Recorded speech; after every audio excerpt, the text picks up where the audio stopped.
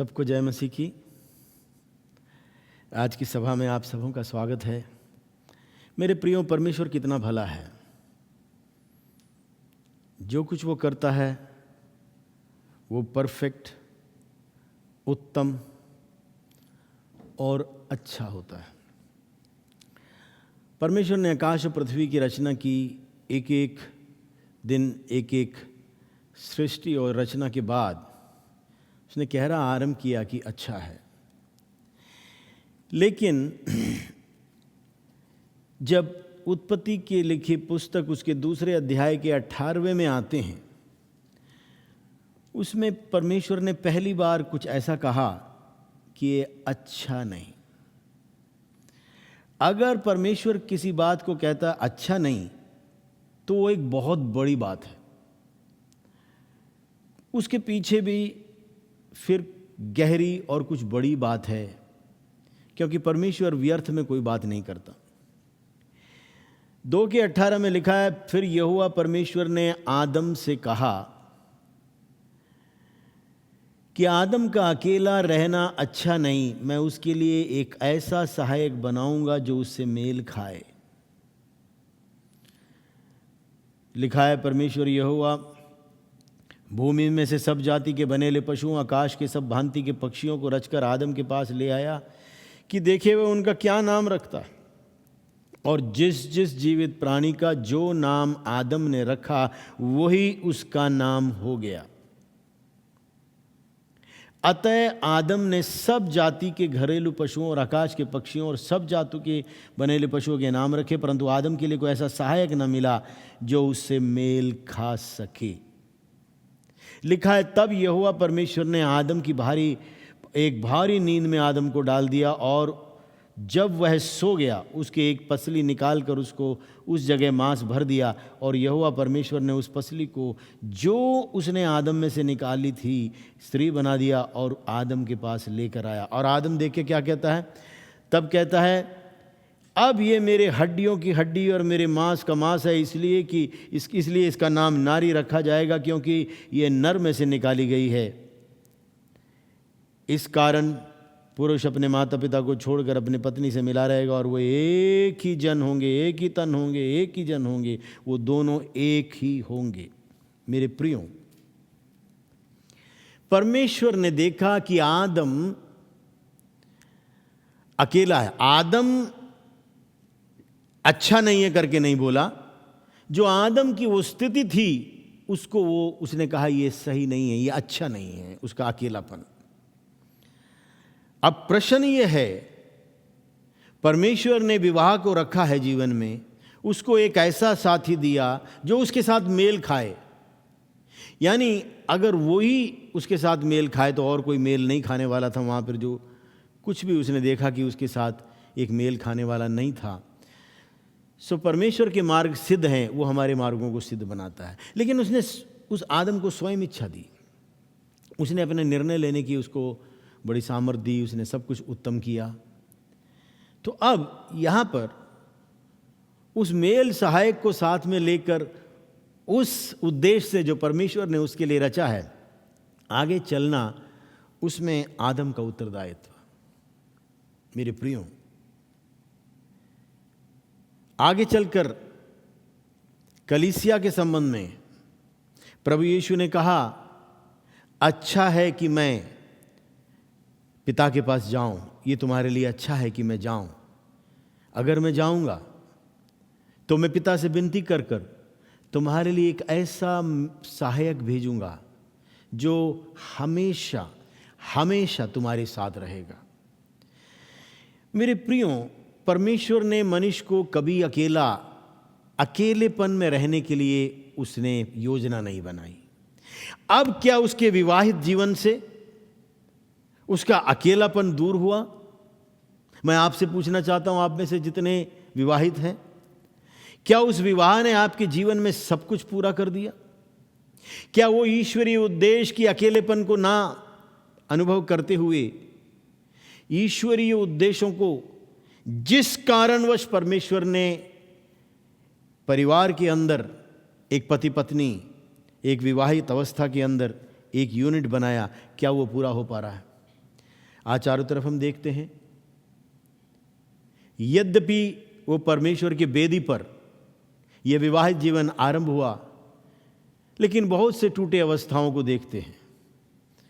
बहुत तेरे हैं जो चाहते हैं अकेलेपन ना हो, मैं विवाहित करूंगा, विवाह में आगे बढ़ूंगा, शादीशुदा होंगे, और सब बहुत तेरे विषयों के अंदर मैं अनुग्रहित होकर आगे चलूंगा, जीवन में आनंद होगा और सब कुछ अच्छा होगा, मेरा अकेलापन दूर हो जाएगा, मेरा जीवन बाग बाग हो जाएगा। लेकिन कितने लोग जो विवाहित जीवन में हैं, आज परिवार में हैं, वो अपने उस अकेलेपन में, उस ऐसे समय में दूर हटकर, कई परिवार हैं, कई लोग हैं जो सोचते हैं कि ये विवाह के अंदर कदम ना रख के अगर मैं सिंगल ही रहता तो कितना अच्छा था। मेरे प्रियो, यहां कुछ विषय है। इस पृथ्वी पर जो शरीर रहित दुष्टता का प्रभाव जो शैतान है, हां, वो पारिवारिक इस गठबंधन के विरोध में तो है।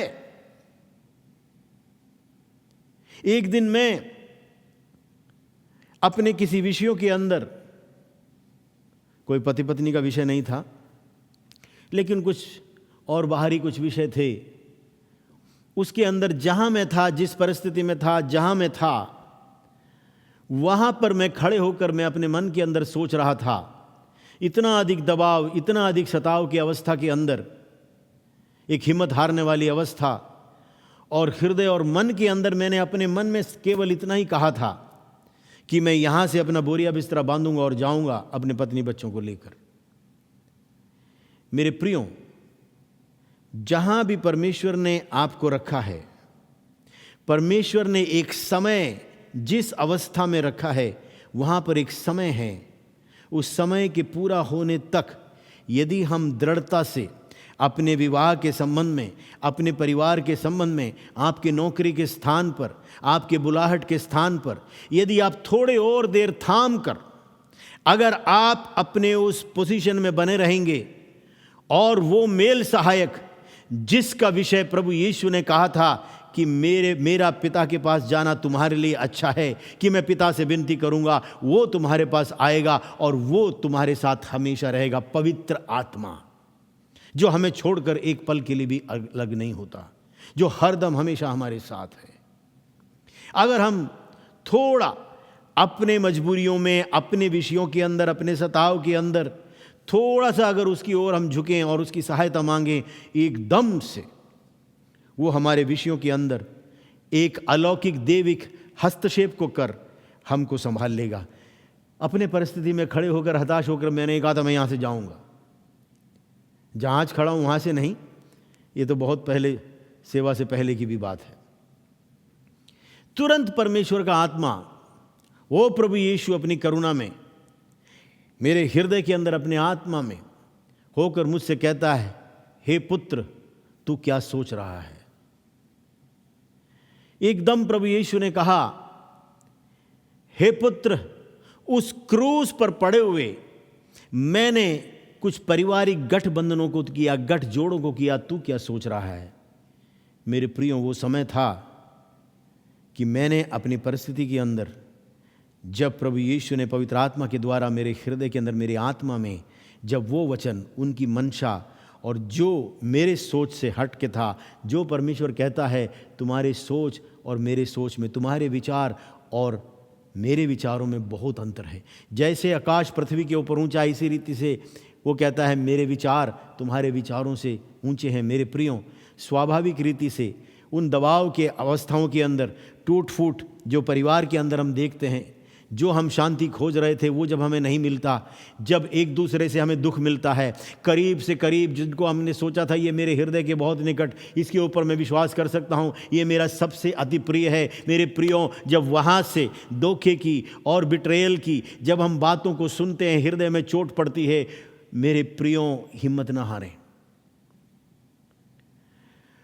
वास्तविक है, मनुष्य को कोई ना कोई साथ चाहिए। ये अकेले रहने के लिए बुलाया गया नहीं है। परमेश्वर ने आदम की उस अवस्था को देखकर अगर कह दिया कि तेरा अकेला रहना अच्छा नहीं है, मैं तेरे लिए एक मेल सहायक बनाऊंगा। मेरे प्रियो, हम अपने में, अपने सामर्थ्य में, अपने बल में परिपूर्ण नहीं हैं। हमें केवल मेरे और आपके रचने वाले परमेश्वर, उसके निकटतम संबंध में जब मैं और आप उससे लिपटे रहते हैं, तभी हमको उसमें से सांत्वना मिलता है। और इसका उद्देश्य क्या है? क्यों जो हमारे बिल्कुल निकट हैं, जो हमारे बिल्कुल चाहते हैं, जिनके साथ हम बहुत समय से जुड़े हुए हैं, वो जो हमारे हृदय के करीब हैं, केवल उनसे हमें क्यों चोट पड़ता है? और इन चोटों का क्यों है इस पृथ्वी के अंदर? मेरे प्रियो, ये स्वयं इच्छा जो परमेश्वर ने हमको दिया है, उसने ये कहा है उससे कि तुझे अच्छा ही चुनना है। उसने वो स्वयं इच्छा की शक्ति को देखकर हमसे ये कहा है, तुझे उत्तम से उत्तम ही चुनना है। आशीष को चुनना है, श्राप को नहीं, मृत्यु को नहीं, जीवन को, अंधकार को नहीं, प्रकाश को। उसने ये सब कुछ हमारे सामने रख दिया है। लेकिन फिर भी इस दबाव के अंदर हम उस दूसरे तरफ क्यों जाते हैं, नकारात्मक साइड में? एक उद्देश्य है। क्यों ये हृदय में, मन में चोट पड़ते हैं? क्यों जख्मों का आना है? हाँ, प्रभु यीशु ने अपने शिष्यों से कहा था, लूका रचित सुसमाचार 17 के अंदर, उसके पहले पद के अंदर, हाँ,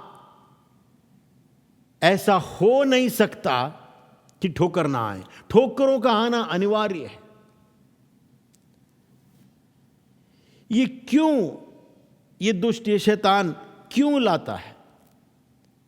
जिनको परमेश्वर ने जोड़ा, परमेश्वर की उपस्थिति में जहां हमने वाचा बांधा, क्यों आपसी मतभेद, क्यों लापरवाहियां, क्यों हृदय के अंदर चोट, क्यों ये जख्में? इससे ये शैतान को क्या फायदा? मेरे प्रियो, एक बड़ा गहरा विषय है ये हृदय के चोट और जख्म। जब हम अपने प्राण के अंदर, अपने मन के अंदर उन आघातों को लेते हैं, निराशा की अवस्थाएं, हताश होने की अवस्थाएं, कितने लोगों से मैंने सुना है, जब उनके बच्चों के द्वारा उनको चोट पड़ती है, जब पड़ोसियों के द्वारा, कलीसिया के परिवार के अंदर, जब एक दूसरे के हृदयों के अंदर जख्मों की वजह से आते हैं, वो उनके मुंह से ऐसे निकलता है, बस मेरा अब जीना नहीं, अब मरना ही अच्छा है। उसका कारण क्या है? जितना हम सोचते हैं ऊपर, उससे और एक गहरा विषय है जो आज हमें समझना अत्यंत आवश्यक है। वो हमें समझना जरूरी है। मेरे प्रियो, जब हमारे प्राणों में, हमारे मनों के अंदर वो जख्मी हो जाते हैं, उसका कुछ भाग दुखित हो जाता है, चोट और जख्मी हो जाता है। मैं कड़वाहट तक नहीं पहुंच रहा हूं, वो एक अलग विषय है। जब जख्मी हो जाते हैं, उसके ऊपर उसका कब्जा आ जाता है मेरे प्रियो, और वो उसमें एक बंधन की अवस्था, एक बंधुआई में उसको ले जाने की अवस्था। जब जब हमारे हृदयों में जख्म और चोट, ये व्यक्ति जिस विषय के लिए बुलाया गया है, जिस उद्देश्य स्थान पर परमेश्वर ने उसको रखा है, जब तक वो उसमें से निकल कर नहीं आता परमेश्वर की आत्मा की सहायता से, तब तक वो एक बंधुआई में चलता है। मेरे प्रियो, परमेश्वर के वचन के अंदर इफिसियों की लिखी पुस्तक, उसके 4 अध्याय के 8वें पद के अंदर हम देखते हैं कि वो ऊंचे पर चढ़ गया और वो नीचे उतरा और वो बंधुआई को छुड़ा ले गया। और उसने क्या किया? उसने लोगों पर भेंट दान दिए। क्या? उसने कुछ को प्रेरित, कुछ को उसने भविष्यद्वक्ता, कुछ को सुसमाचार के प्रचारक, कुछ को चरवाहे और कुछ को शिक्षकों के रूप में उसने वो अधिकार और सामर्थ्य को दे दिया। क्या किया उसने? मेरे प्रियो, जब लिखा है कि वो नीचे उतरा, वो बंधुआई को छुड़ाकर ले आया, लिखा है, मेरे प्रियो, वो एक ऐसा कार्य किया है कि प्रभु यीशु ने बंधुआई के साथ उसने टक्कर ली। और उसने क्या किया? उसने जब दिया ये सारी भेंट कलीसिया को और परमेश्वर के लोगों को, उसने क्या किया? जो उसने वो बंधुआई में से निकाला है, उसने लोगों को किस विषय में से निकाला? उसने बीमारी में से, आपसी मतभेद और बांटे से, टूट फूट से, फूट विधर्म से, भय से। उसने उन लोगों के जो भी जख्मी हृदय और जो प्राण उनके कब्जे के अंदर, जब तक ये हृदय के अंदर, जब तक ये मन के अंदर, अपने प्राण के दायरे में ये जख्म उसमें बने रहते हैं, मेरे प्रियजनों, हमें उसकी परिपूर्णता में हम नहीं चल सकते। इसके साथ हमें डील करना है, और वो केवल यीशु है, केवल पवित्र आत्मा है। जब हम उसके साथ लिपटे रहते हैं और उसको अपनी ये निर्बलता देते हैं और हम उसे कहते हैं, तभी कार्य होता है। मेरे प्रियों, सुन लीजिए दाऊद क्या कहता है। 142 भजन संहिता के अंदर उसके 3 पद में कहता है, जब मेरी आत्मा मेरे भीतर से व्याकुल हो रही थी, तब तू मेरी दशा को जानता था। जिस रास्ते में मैं जाने वाला था, उन्होंने मेरे लिए फंदा लगाया। ये क्या कह रहा है? 7वें पद में कहता है, मुझको बंदी गृह से निकाल, मैं तेरे नाम का धन्यवाद करूंगा। धर्मी लोग मेरे चारों ओर आएंगे, क्योंकि तू मेरा उपकार करेगा। ये किस बंधुआई की बात कर रहा है? मेरे प्रियों, इसके पीछे जो शाऊल पड़ा हुआ था, ये एक बंधुआई की अवस्था में, ये एक जख्मों की अवस्था के अंदर, और ये आत्मा में उस प्राण की दशा को देखता था जहां वो बंधुआई की अवस्था के अंदर। 143 में वो कहता है, शत्रु तो मेरे प्राण का ग्राहक हुआ है, उसने मुझे चूर चूर कर मिट्टी में डाल दिया है। और कहता, मैं बहुत दिन के मरे हुए के समान अंधेरे स्थान में। मेरे प्रियो, किस रीति से ये क्या कह रहा है? ये कैसे मरे हुए के साथ, ये कैसे वहां पहुंच गया है? मेरे प्रियो, ये अतिशयोक्ति की बात नहीं है, ये वास्तव में वो इन विषयों को अनुभव कर रहा था। यही है जो दाऊद 23 भजन संहिता में कहता है, यदि मुझे मृत्यु के वादियों में से भी होकर गुजरना पड़े, तो भी मैं न डरूंगा, क्योंकि तू मेरे साथ है।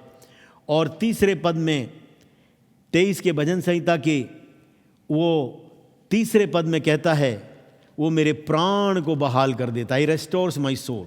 मेरे प्रियो, वो मेरे जी में जी ले आता है, धार्मिक जी में जी ले आता है, वो मेरे जी में जी ले आता है। हिंदी में लिखा है, वो मेरे प्राण को, मेरे मन को यथा स्थापित करता है।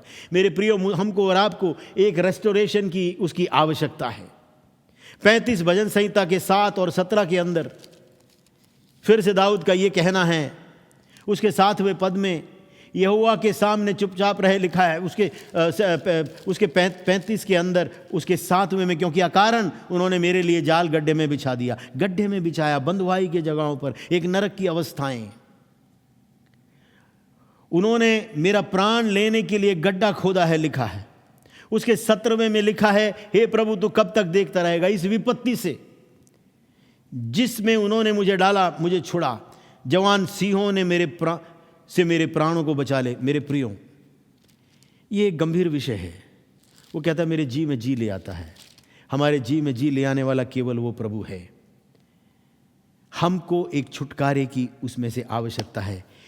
मेरे प्रियो, अपने हृदय के अंदर जख्म की अवस्थाओं को कभी बनने नहीं देना। अगर यशाया, ये कुछ मैं एक गहरी के विषय में, थोड़ा गहराई में हम देखेंगे इस विषय को। आज एक प्रचार का विषय नहीं है, एक शिक्षा के तरफ पे चलेंगे, और आपको बहुत ही जो है बहुत ध्यान से इस विषय को सुनना है। ये मैं चाहता हूं कि ये संदेश आपके हृदयों में उतर जाए।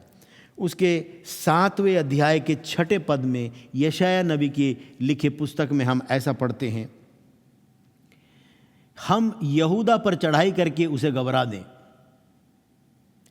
और उसको अपने वश में लाकर ताबेल के पुत्र को राजा नियुक्त कर दें। मेरे प्रियो, ये जो विषय यहां पर कह रहा है वो क्या है? ये जो यहूदा बोला गया है, ये आपके प्राणों का विषय है, और जहां यरूशलेम बोला गया वो आत्मा का विषय है। ये दुष्ट की चाल ये है, कहता है कि हम यहूदा पर, यानी इसके प्राण को टुकड़े टुकड़े कर डालें, इसके मन को आघात पहुंचाएं और उसे घबरा दें, चाहे वो भय हो, चाहे बीमारी का हो, चाहे किसी असुरक्षा की भावना हो, या किसी और चोट के कारण हो, किसी भय के कारण हो, उस हृदय के अंदर ऐसे जख्मों को पहुंचाना। और क्या करना, ताबेल के पुत्र को राजा नियुक्त करें।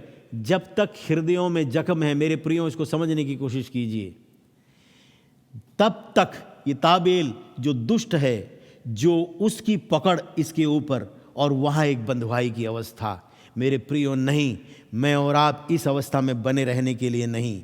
एक और जल्दी से, वो है यशाया 44, उसके अगर हम 24 और 26, यशाया 44 उसके 24 और 26 एक बड़ा महत्वपूर्ण है, जरा ध्यान से देखें।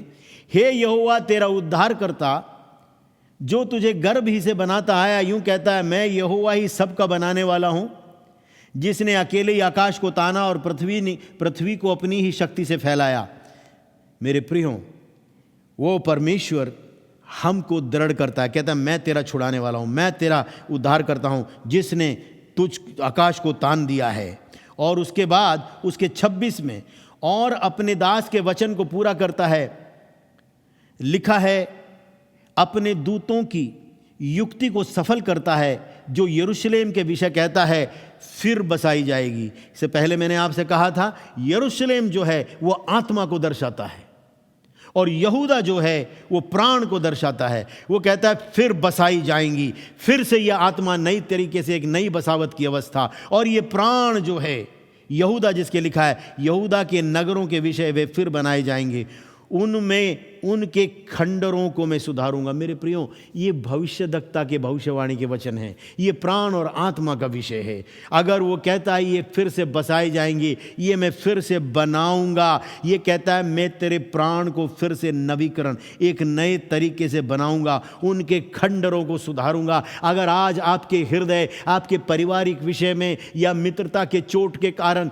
या और किसी विषय के अंदर, या आपके काम के विषय के अंदर, या किसी भय के कारण, या किसी अपने प्रियजन के इस पृथ्वी के जाने के कारण, कोई भी, या चारों तरफ के वातावरण को देखकर अगर भय का एक आघात के रूप में, एक चोट के रूप में अगर आपके प्राणों को अगर वो पहुंचा है, तो परमेश्वर का आत्मा कहता है कि मैं उसे फिर से बसाऊंगा, मैं फिर से बनाऊंगा, और फिर वो वहाँ पर पूरे रीति से उस सर्वशक्तिमान परमेश्वर का निवास होगा, उसका अनुग्रह होगा, और वो हमें लिए चलेगा।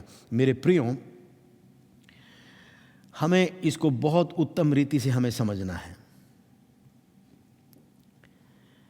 कि ये आत्मा और प्राण बहुत अंदर से जुड़े हुए हैं, और ये टूट सकते हैं। हमारे प्राणों के अंदर वो इंफॉर्मेशन है, वो सारी बातें हैं जो हमारी आत्मा में पाई जाती हैं। इसका अगर हम तुलना करें, हम स्टडी करेंगे, तो हमारे शारीरिक अवस्थाओं के अंदर जो हमारे जो कोशिका हैं, जो सेल्स हैं, उसके अंदर, उसके न्यूक्लियस में हमारा डीएनए है, और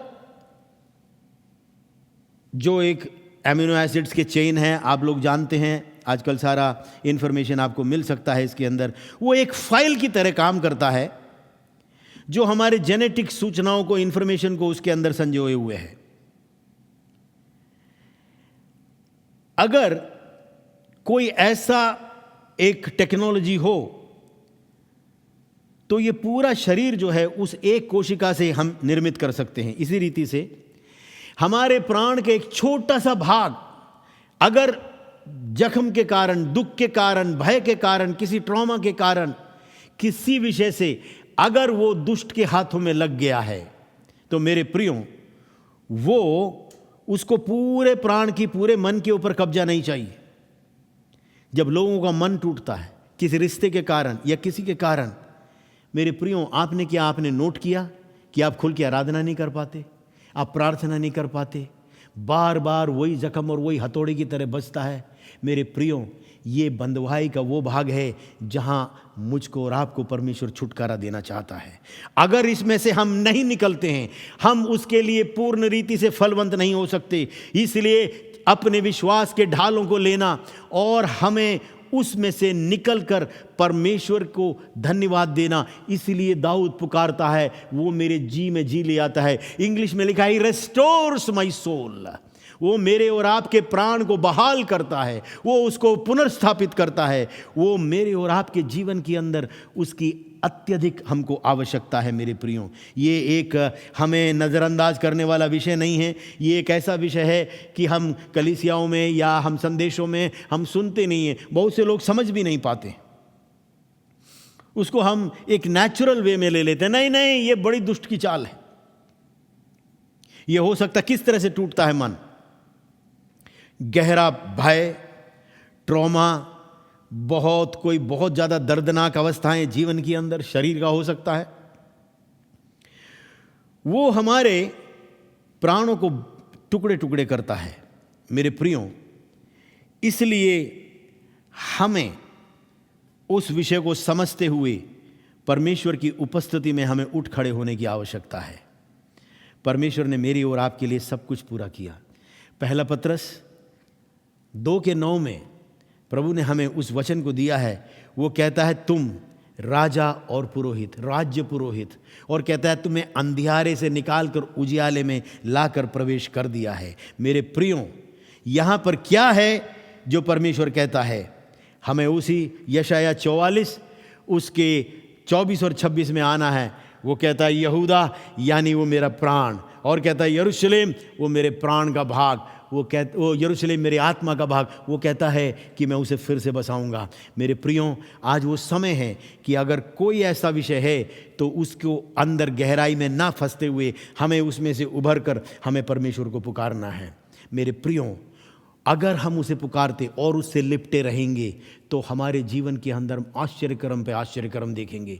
जो हम जीवन के अंदर जो सारे काम अधूरे हैं, जो एक निराशा की अवस्था के अंदर, जो हमारे अंदर एक उन्माद और एक जोश, हम उसके कार्यों को करने के लिए हम जीवन में हम उसको अनुभव नहीं करते, वो हम दोबारा से एक बनावट की अवस्था और एक दोबारा से उठ खड़े होने की आशा के साथ में, विश्वास के साथ में, दृढ़ता के साथ में, उसके प्रेम में, उसके आनंद में हम उठ खड़े हो सकते हैं। मेरे प्रियों, यशाया 40 उसके जब हम 30 से लेकर पढ़ते हैं, उसमें लिखा है, जो यहोवा की बाट जोते हैं वो बल पर बल पाएंगे, नया बल पाएंगे, और वो थकित और श्रमित नहीं होंगे।